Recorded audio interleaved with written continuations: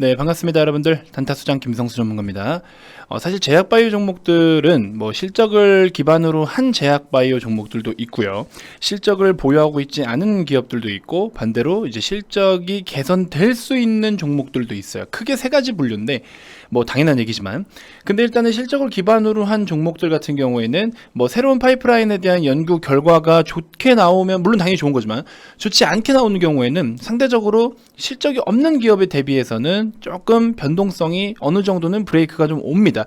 그래서 낙폭이 과하게 오는 경우도 있는데, 왜냐면 저거 아니어도 버는 돈이 있으니까. 하지만 당장에 저게 어떤 파이프라인이 메인이면서 저거 하나만 목매어서 하고 있고, 그리고 실적도 없고 모든 투자금을 저기다 몰빵을 해서 가져가는 어떤 그런 기업들이 있어요. 그런 기업들 같은 경우에는 임상 결과가 잘못 나오면 끔찍하죠. 정말 주가는 뭐 팔 수도 없을 만큼 그냥 작살납니다. 진짜 큰일이 나는데, 아무튼 HLB나 SK바이오팜 같은 경우에는 제가 지난번에도 좀 브리핑을 좀 드렸었지만, 기대감도 기대감인데 이 로열티라든지 어느 정도 이제 비용으로, 그러니까 매출로서 반영이 되는 부분들이 좀 있어요. 그래서 당장의 실적이 조금 그래도 점차 개선이 될 수 있을 만한 여지가 있는 종목들은 우리가 조금 그래도 한번 관심을 가지려면 가져도 되는데, 중요한 포인트는 뭡니까? 하이리스크 하이리턴이죠. 굉장히 변동성이 커요.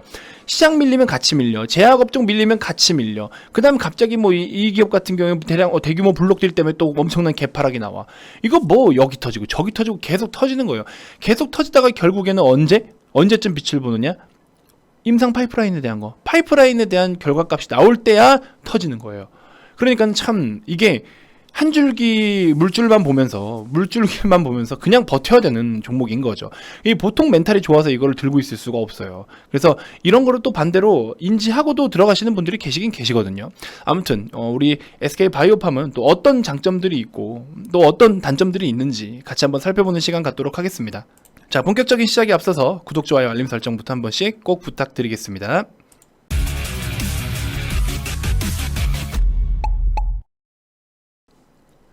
자, SK바이오팜의 일봉 차트입니다. 이거 뭐 신규 상장 당시에는 정말 이만한 종목이 없다 싶을 정도로 엄청난 이슈가 됐던 기업이었죠. 그때 이후로 우리 사주로 지금 보유하고 있는 비중도 좀 있는데, 우리 사주를 차익 실현하기 위해서 직원들이 사퇴를 하는 경우도 굉장히 많았고요. 아무튼 어떻게든 매도를 좀 해가지고 차익 실현을 좀 하겠다라는 수급들이 굉장히 연이어 발생되고 있습니다. 너무한 것 같아요. 정말 이건 너무하다라고 좀 이야기를 할 수 있어요. 지분을 계속해서 축소를 해나가고 있는데, 이런 부분이 다소 좀 아쉽긴 합니다만, 아무튼 우리 사주 조합으로 해서 3%나 갖고 있고 최대 주주들 64%, 이렇게 해서 유통 물량 자체도 그렇게 많지도 않아요. 유통 물량 자체도 많지도 않고. 자, 아무튼 우리 SK바이오팜 뭐 장단점이 있다라고 생각이 듭니다. 사실 수급적인 부분으로 좀 살펴보면요, 자, 이때 당시에 2월 24일 날 대량 매수가 좀 들어오긴 했었는데, 이때 당시 보시면 2월 24일 그때 있죠. 이때 당시 요때입니다. 블록딜이 있었죠. 이때 당시에는 SK바이오팜이 시간에 대량 매매로 이제 대거 지분을 좀 매각했었죠. 저때 당시에.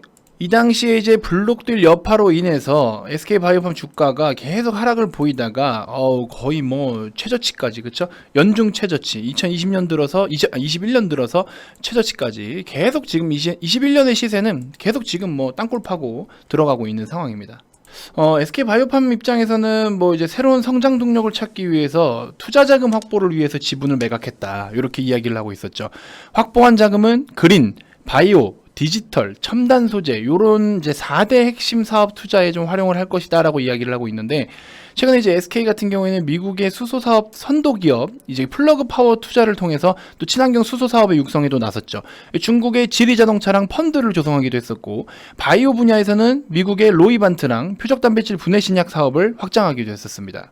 근데 이 다방면으로 사업을 추진하는 거를 긍정적으로 보시는 분들도 있고 부정적으로 보시는 분들도 있어요. 이건 또 개별 시각에 따라 좀 차이가 있을 것 같긴 한데, 이따가 제가 이제 보유 중인 파이프라인에 대해서도 말씀을 좀 드리겠지만, 일단은 좀 긍정적으로 보는 기업들은 그래도 조금 뭐 사업에 여유가 있다든지, 아니면은 우리가 지금 현재의 사업은 어느 정도 여유를 갖고 그래도 정상적인 목표까지 타겟까지 충분히 갈 수 있는 상황이기 때문에, 또 시대가 바뀌어가거나 성장하고 있는 산업 쪽으로 다시 한번 좀 방향을 기울여서 사업을 다각화하는 부분을 긍정적으로 과소평가하는 부분들도 있지만 부정적인 부분은 지금 현재 사업에 자신이 없느냐, 니네 걸 더 키울 생각을 해야지 자신 없냐, 바이오 사업이 헬스케어 사업이 막말로 지금 꺼져가는 사업도 아니고 인류가 존재하면 항시 동반해야 되는 사업인데 이거를 지금 왜 끝내려고 하느냐, 이렇게 생각하는 경우들도 있고 의견이 좀 많아요. 의견이 좀 많은 상황인데 아무튼 전체적으로 봤을 때 이제 SK바이오팜에서의 어떤 파이프라인들을 좀 보면 여러 가지 파이프라인이 좀 있긴 하지만 코로나의 여파에도 불구하고 작년 5월 달에는요, 미국에서 출시했던 우리 세노바메이트 있죠?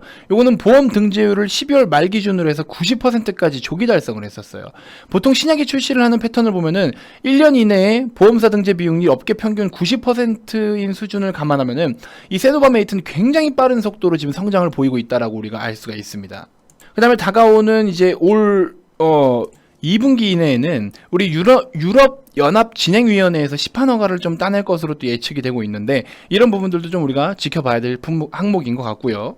어쨌든 이제 유럽 파트너사인 안젤리니 파마에서 최대 4,800억 규모의 마일스톤을 수령을 하고 나서 본격적으로 유럽 내에 판매가 시작이 되면은 매출에 따라서 또 별도로 로열티로 또 받을 수가 있겠죠.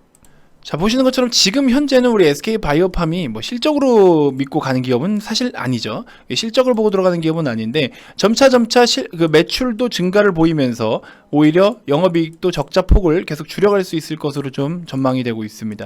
이런 부분들이 이제 차츰차츰, 물론 당장은 힘들겠지만, 그렇죠? 당장은 힘들겠지만 앞으로 점차 매출의 증가와 이익의 개선도를 보여줄 수 있을 것으로 예상이 되는데 그게 뭐 다른 쪽이 아니라 지금 현재 우리 판매가 이제 시작이 된 어떤 제품들이라든지 여러 파이프라인들로부터 수혜를 받을 수 있는 부분, 개선이 될 수 있는 부분이 점점 부각되고 있다라는 게 포인트이지 않나 하는 생각이 좀 듭니다.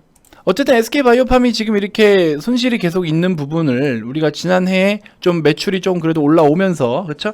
2020년도도 매출이 좀 올라오고 2019년도도 마찬가지고 전체적으로 이제 등락은 아직 좀 있지만 개선이 좀 될 것으로 전망을 하고 있는 거는 당연히 또 세노바메이트의 미국의 판매에 따른 마케팅 비용의 또 증가도 뭐 있기도 했었고 여러 가지니까 지금은 당장엔 또 세노바메이트로 조금 포커스가 두어져 있기도 하죠. 그래서 앞으로 이제 초기 비용이 좀 많이 들긴 했었지만 실적이 점차적으로 개선이 되면은 좀 안정적인 이익이 좀 나오지 않을까 하는 생각이 좀 듭니다. 그리고 판매나 유통사에 지불하는 최대한 45% 정도 되는 수수료를 지불하지 않아도 되는 점은 이 수익 구조에 굉장히 좀 안정성을 기여할 것으로 보고 있죠.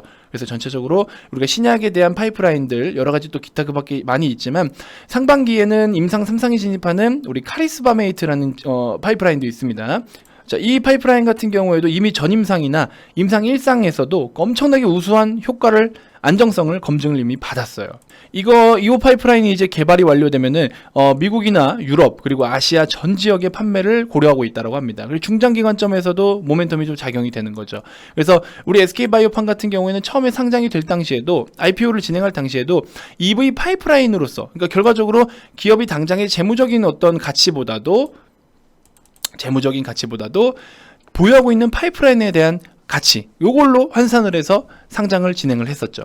물론 모든 임상 과정은 결과값이 어떻게 돌아올지는 아무도 알 수는 없습니다. 그런 결과값은 그 누구도 예측할 수 없어요. 이게 파이프라인이 무조건 성공한다 실패한다를 아무도 예측은 할 수 없지만 어쨌든 좋은 파이프라인을 보유하고 있고 현재까지 임상 과정들이 대부분 좋은 흐름을 이어가고 있는데 여러 가지로 타이밍과 박자가 잘 맞아떨어지지 않고 있는 것 같습니다. 주가적인 측면으로 보면은 시장도 사실 좀 좋지 못하고, 그렇죠? 계속해서 수급적인 부분, 업종에 대한 수급, 전체적으로 다 지금 좋지 않은 상황이 있는데 기업의 가치가 훼손되지 않는다라고 하면은 충분히 우리는 보유를 해볼 만한 가치는 있다라고 생각이 듭니다. 하지만 멘탈이 보통 세야 되는 게 아니죠. 정말 등락이 크기 때문에 이 부분은 여러분들이 반드시 리스크를 우려하고 인지하고 접근을 좀 해주셨으면 좋겠습니다. 자, 1분기 실적주들 제가 계속 바라보라 말씀드렸죠. 지금 무료방에서 진행되고 있는 종목이 휠라홀딩스와 뭐 오리온 이렇게 두 종목은 무료방에서 진행이 되고 있고요. 리딩이 진행이 되고 있고요.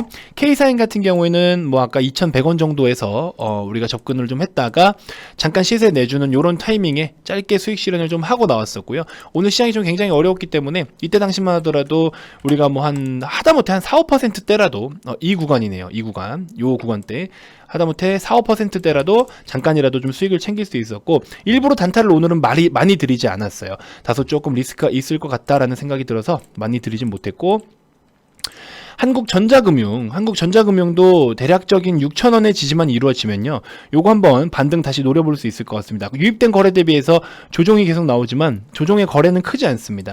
6,000원 부근 한번 보셔도 좋을 것 같고, 자, 웅진싱크빅 같은 경우에도 이제 한번 2,800원의 지지를 좀 받고 딛고서 한번 움직여줄 타이밍이 되지 않았나 하는 생각이 좀 듭니다. 이렇게 좀 참고해 주시면 좋을 것 같고요.